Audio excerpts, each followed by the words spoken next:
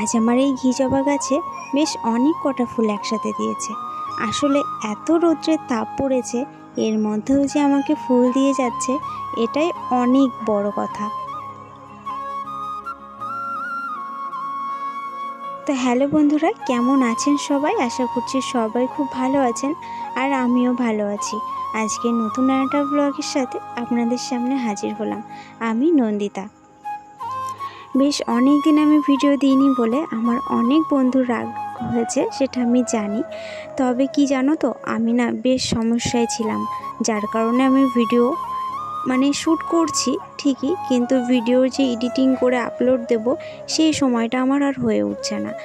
সময়টা হয়ে উঠলেও আমার এনার্জিতে কুলাচ্ছে না, যে পরিমাণে গরম পড়েছে। আর এছাড়াও আমারও কিছু আরও সমস্যা ছিল, যার কারণে আর কি আমি ভিডিওটা দিতে পারিনি। তাছাড়াও তোমাদের সাথে আরও আমার কিছু কথা আছে, যার কারণে আজকের এই ব্লগটা বানানো। তো যাই হোক, সেসব কথায় পরে আসছি। তার আগে দেখো এই ফুলটা, আমার বাগানের প্রথম ফুল। না, এটা প্রথম নয়, এর আগেও এই গাছের যখন আমি কাটিং বসিয়েছিলাম তখন শুরুতে একটা ফুল দিয়েছিল। সেই মুহূর্তে আমি বাড়িতে ছিলাম না, আমি আমার মায়ের বাড়িতে ছিলাম। তো আমার হাজব্যান্ড আমাকে ছবি তুলে পাঠিয়েছিল। তারপরে এই গরমের শুরুতেই ফেব্রুয়ারি মাসে আমি এই কাটিংটা তুলে এই টবটায় লাগিয়েছি। আর তারপর কিছু কুঁড়ি এসেছিল, রোদ্রের তাপে সমস্ত কুঁড়িগুলো ঝরে ঝরে তারপর শেষমেশ এই দুটো ফুল একসাথে দিয়েছে। তবে কুঁড়িগুলোর বোটা এত নরম, দেখলেই বুঝতে পারছো যে আমি ফুলটায় হাত দিলাম আর অটোমেটিক খসে পড়ে গেল হাতের মধ্যে। তো এখন আপাতত আমি ওখানেই রেখে দিলাম, একটুখানি পরে আমি ফুল তুলতে সাজিয়ে নিয়ে আসবো, তখন আমি ফুলগুলোকে একসাথে তুলে নিয়ে চলে যাব।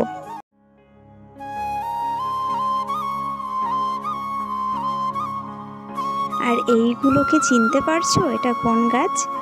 সেই অ্যাডেনিয়াম গাছগুলো, যেগুলোকে আমি কাটাই ছাঁটাই করে এক সপ্তাহর নাম করে প্রায় 1 মাসের কাছাকাছি একদম ছায়াযুক্ত জায়গায় রেখে দিয়েছিলাম। আসলে 1 সপ্তাহ পরেই গাছগুলোকে কিন্তু প্রতিস্থাপন করার দরকার ছিল, কিন্তু আমি সেই সুযোগটা পাইনি। আর সেই জন্য আর কি 1 মাসের কাছাকাছি আমার সময় লেগে গেছিলো। তো আমি তো ভয় পেয়ে গেছিলাম, হয়তো আমি গাছগুলোর বড়সড় ক্ষতি করে ফেললাম ভালো করতে গিয়ে। কিন্তু যাই হোক, গাছগুলোর কোনো ক্ষতি হয়নি। আমি তারপর প্রতিস্থাপন করার পরে আমাকে এত ফুল দিচ্ছে। সবে মাত্র তো ফুল ধরতে শুরু করে দিয়েছে, জানি না আর কত ফুল দেবে। তো আমার যে বন্ধুরা এই অ্যাডেনিয়াম গাছে ফেব্রুয়ারি মাসের কি পরিচর্যা করেছিলাম সেই ভিডিওটা দেখে নিয়েছো, তো তাদের কাছে আমার আপডেট দেওয়া হয়ে গেল এই ব্লগের মাধ্যমে আমার অ্যাডেনিয়াম ফুল গাছের। আর যে বন্ধুরা এখনও দেখোনি আমার সেই ভিডিওটা, দেখার ইচ্ছা রয়েছে, তারা আমার চ্যানেলে গিয়ে খুঁজলে সেই ভিডিওটা পেয়ে যাবে, তো দেখে নিতে পারো।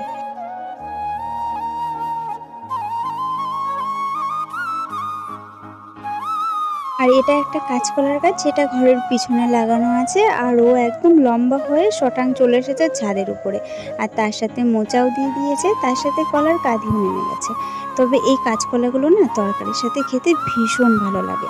এটা আমার কাকা শ্বশুরদের ছাদ, আর আমার কাকা শ্বশুরদের ঘরের পিছন সোজাসুজি করেই লাগানো ছিল। তবে আস্তে আস্তে এই কলা গাছের ঝাড়টা আস্তে আস্তে বড় হতেই শুরু করে দিয়েছে। তো যাই হোক, তবে ডিসিশন নেওয়া হয়েছে এই ঝাড়টা কেটে দেওয়া হবে ভবিষ্যতে, তারপর অন্য কোথাও একটা আবার নতুন করে লাগানো হবে। তো সামনের বর্ষাতেই হয়তো এই ঝাড়টা শেষ হয়ে যাবে আর কি। তারপরে এখান থেকে একটা চারা নিয়ে উঠিয়ে নিয়ে গিয়ে অন্য আর এক জায়গায় বসানো হবে। তো যাই হোক, দেখেই বুঝতে পারছো যে চারিদিকে ছাদে জল জমিয়ে রেখে দিয়েছি। আসলে গরমে আর থাকতে পারছি না, গাছগুলোকে তো বাঁচাতে হবে, তাই না? সেই জন্য আর কি এই ছাদে জল জমিয়ে জমিয়ে রেখে দিয়েছে, এতে ঘরটাও একটু ঠান্ডা হবে হয়তো, আর তার সাথে সাথে গাছগুলো একটু বাঁচবে। সকালে একবার করে স্নান করিয়ে দিই, আবার রাত 10টা-11টার দিকে তখন আবার এসে গাছগুলোকে একবার করে স্নান করিয়ে দিই। আর যত রাজ্যে জ্বালা হয়েছে এই অ্যাডেনিয়াম গাছগুলোকে নিয়ে। অ্যাডেনিয়াম গাছে বেশি জল দিলে তার গোড়া পচে যাবে, আবার এদিকে জল না দিলে এত সূর্যের তাপে ফুলগুলো যাচ্ছে পুড়ে, ফুলের কুঁড়ি যাচ্ছে ঝরে। তো এই ফুলটা দেখেই নিশ্চয়ই বুঝতে পারছো যে ফুলগুলো কীরকম হারে রৌদ্রের তাপে পুড়ে যাচ্ছে। ফুলের বোটা কিন্তু এখনও শক্ত আছে, কিছু না করলে এখনও 4-5 দিন তো ও থাকবেই, কিন্তু রৌদ্রের তাপে ফুলটাকে দেখেই বুঝতে পারছো যে কী হারে পুড়ে গেছে। মনে হচ্ছে যেন আগুন দিয়ে কেউ ছ্যাঁকা দিয়ে দিয়েছে ফুলটাকে।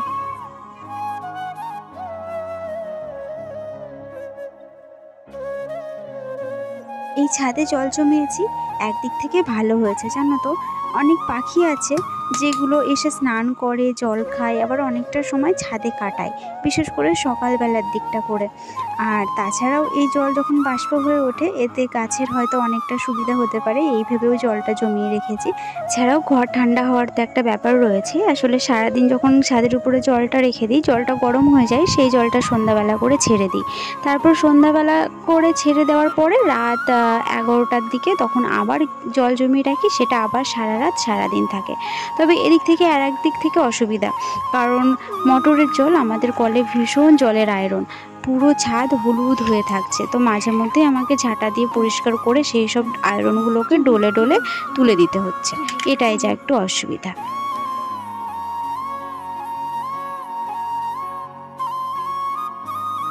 আজকে আমার হাজব্যান্ডের সকালে ভীষণ তাড়া ছিল, সেই কারণে পাখিগুলোকে না খেতে দিয়ে চলে গেছে। তো আমাকে বলে গেছিলো, আমারও আর মনে নেই। তো বেশ বেলা করে ওদেরকে দিয়েছি, তো তাই সমস্ত পাখিগুলো আর আসেনি। তো এইদিকে সকালবেলায় আমি বাসি জামা কাপড় ছেড়ে এদিকে ঠাকুরের সামনে প্রদীপটা জ্বালাই না, সকালে দুটো ধূপকাঠি জ্বালিয়ে একটু প্রণাম করে নিই। আর পুজোটা একটুখানি বেলা করে দিই, এই 9টা-10টা নাগাদ দিই, কারণ সকালবেলায় স্নান করলে না মাথা যন্ত্রণা করে, সেটা তো তোমরা জানোই। তবুও আমি কদিন কন্টিনিউ সকালে স্নান করে পুজো দিয়েছিলাম, তারপর দেখছি আবার মাথাটা একটু যন্ত্রণা করছে, সেই জন্য আবার 2 দিন বন্ধ রাখছি। তো এখান থেকে আমি আবার ছাদে যাব। ছাদে আজকে কিছু গাছে তরল সার দেওয়ার চিন্তা ভাবনা রয়েছে, তো সেই জন্য আর কি তরল সারটা রেডি হয়ে গেছে। আর বেলা হয়ে গেলে তখন তো আর গাছে সার দেওয়া যাবে না, যা রৌদ্রের তাপ, তো এখনই দিয়ে দিতে হবে যা করার। কিন্তু তবু রৌদ্র ভালোই উঠে গেছে, কিন্তু কী আর করবো, ওই আজ দেবো কাল দেবো করে আর দেওয়া হচ্ছে না, আজকেই দিয়ে দেবো। তবে গাছে তরল সারগুলো দিয়ে নিই। আর চলো তোমাদের সাথে এবার আসল কথাটা বলি, আজকের ব্লগটা বানানোর মেন উদ্দেশ্য যেটা নিয়ে, তো সেই কথাটি একটু আলোচনা করি। আমার অনেক বন্ধু যারা আমার পরে অনেক অভিমান করেছো, এমনকি অনেক বন্ধু আছে যারা আমাকে আনসাবস্ক্রাইবও করে দিয়েছো।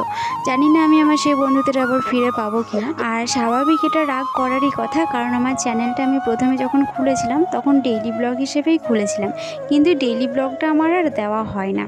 আমার মাঝে মধ্যে ভালো লাগার থেকে আমি হয়তো ব্লগ কখনো দিই, কখনো আবার দিই না। তাহলে রাগ হবে না? অবশ্যই রাগ হয়েছে, যথাযথ কারণ আছে, আমি সেটা বুঝতে পারছি। তো সেই জন্যই আর কি সমস্ত দিক থেকে চিন্তা ভাবনা করে এই সিদ্ধান্তে আজকে আমি আসতে পেরেছি। তো তোমরা প্লিজ কেউ রাগ করো না। তো আমার হয়তো ডেইলি ব্লগটা দেওয়া হবে না, আমি সপ্তাহে 2 কি 3টে মতো ব্লগ দেবো, সেটা আমার গার্ডেনিং হোক, আমার সাংসারিক হোক, বা অন্য কোনো বিষয় যেটাকে কন্টেন্ট বানিয়ে ভিডিও বানানো।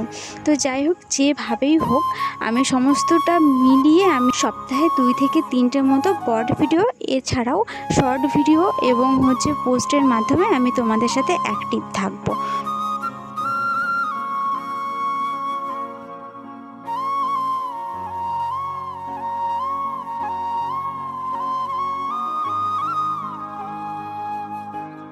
আমি ছোটোবেলা থেকেই না নিজেকেই লুকিয়ে রাখতে বেশি ভালোবাসতাম। তবে হ্যাঁ, মনে স্বপ্ন ছিল যে জীবনে এমন কিছু করব যে সবাই আমাকে চিনবে, জানবে, সবাই আমাকে ভালোবাসবে, সবার মানে গুরুজনদের আশীর্বাদ পাবো, এমন যাই হোক লাইফে কিছু একটা করব। তো সেই জন্য আর কি সেই সব স্বপ্ন এখন আর নেই। তো সেই ছোটোবেলাও চলে গেছে, সেসব স্বপ্নগুলো হারিয়ে গেছে। এখন হয়তো অনেকেই বলতে পারো, তাহলে তুমি কেন ব্লগে আসলে? আসলে বাংলা ব্লগ দেখতে দেখতে না একটা নেশা হয়ে গেছিলো যে না, আমিও লাইফে কিছু করব, আমিও ব্লগ বানাবো, আমিও যদি ইউটিউব থেকে কোনো ইনকাম করতে পারি, তো অনেকে আমায় চিনবে, জানবে। সেই ছোটোবেলার সেই স্বপ্নটা একটু একটু যেন জাগরিত হয়েছিল। তো সেই জন্যই আর কি আমার এই ব্লগে আসা। কিন্তু এখন সত্যি বলছি, আমি একদমই সত্যি বলছি যে এখন কিন্তু যে আমি ইউটিউব থেকে কিছু করতে পারবো সেই সব স্বপ্ন আমি ছেড়ে দিয়েছি। আসলে এখন ভিডিও করতে করতে না, আসলে আমি এখন মানে ভিডিও করার যে মানে মানসিকতা, সেটাকে আমি ভালোবেসে ফেলেছি।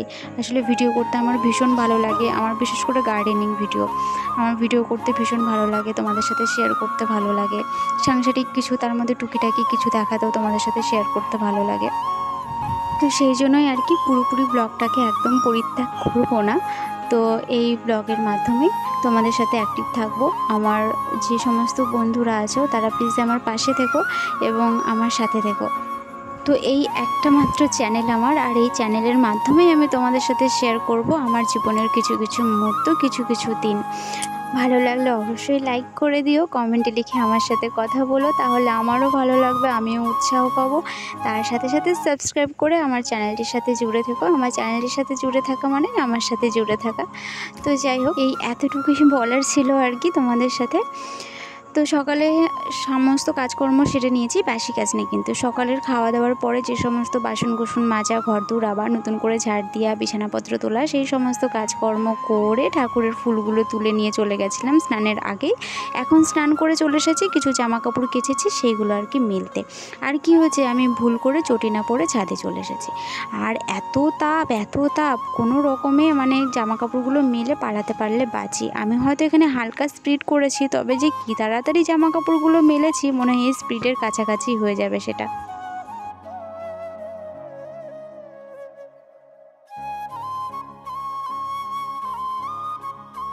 এখন আবার চলে আসলাম ছাদে ঠাকুরের বাসনগুলো মেজে নিতে।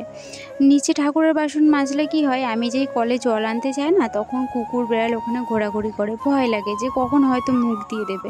সেই জন্য আর কি এই ছাদের উপরে, এখানে কাঁঠাল গাছে যে ছাওয়া থাকে, এখানে আমি ঠাকুরের বাসনগুলো মেজে নিই। তো এখন ঠাকুরের বাসনগুলো মেজে নিয়ে সোজা পুজোটা কমপ্লিট করব। পুজোটা কমপ্লিট করার পরে সোজা রান্নার দিকে চলে যাব। আজকে ভেবেছিলাম আজকে সারাদিনের ব্লগটা তুলে ধরবো, কিন্তু আজকে সারাদিনের ব্লগটা দুর্ভাগ্যবশত আর হয়নি, কারণ ফোনে একটু সমস্যা দেখা দিয়েছিল। আমি ক্যামেরা যখনই অন করছি, কিছুক্ষণ ভিডিও হওয়ার পরে অটোমেটিক বন্ধ হয়ে যাচ্ছে, যার কারণে আর আমি ভিডিও বেশিক্ষণ করতে পারিনি। তো এই পুজো পর্যন্তই ভিডিও ইতি। তো যাই হোক, দেখা হচ্ছে নেক্সট ব্লগে। সবাই খুব ভালো থাকবে, সুস্থ থাকবে। আজকের মতো টাটা, দেখা হচ্ছে নেক্সট ব্লগে।